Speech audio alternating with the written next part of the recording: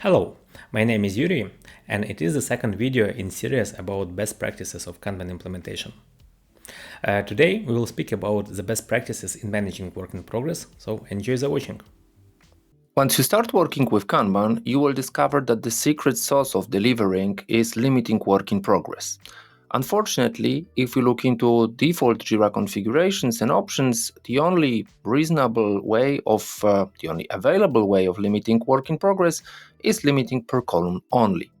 We know that it can help, but it's not everything that the WIP limits are about. First of all, we would like to understand how does the work distribution looks in terms of people workload. So we don't want anyone to be overloaded, and we don't want our experts to deal with some unnecessary stuff or maybe having too much of slack time.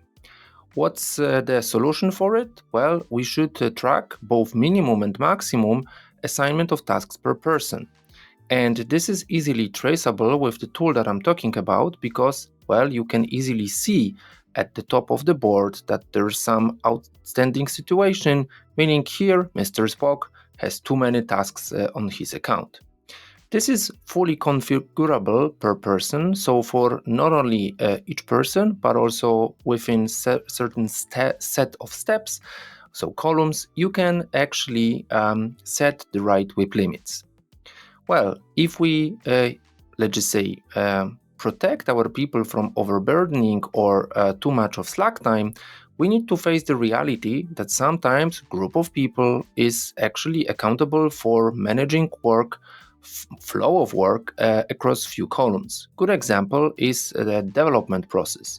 So it's not only coding, but it's also reviewing other developers' code, which includes usually some passive state waiting for code review.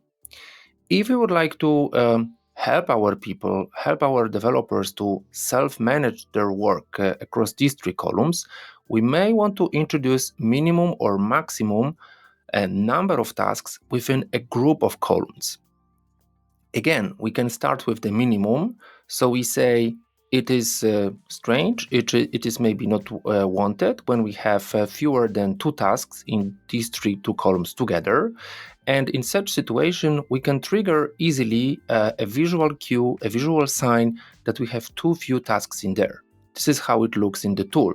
So we see that, for example, in the upstream part, which consists of few columns focused on analysis, etc., we have too few tasks. The other scenario is that we don't want the tasks to, queue and age for too long, for example, in passive columns.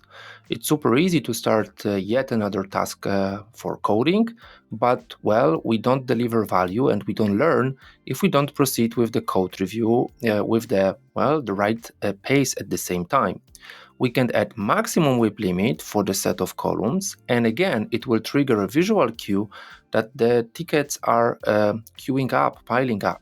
And again, here, example from the tool itself, we have too many tasks in the whole development set of columns, considering how many people are working there.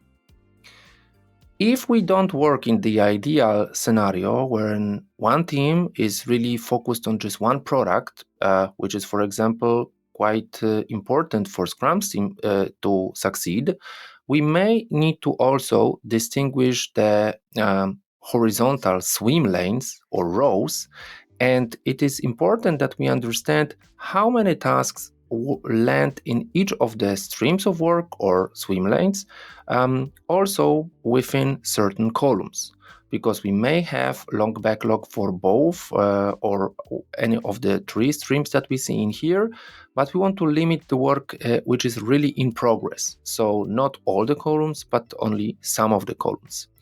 And again, here we can set the WIP limit per swim lane. We can define both minimum and maximum limit.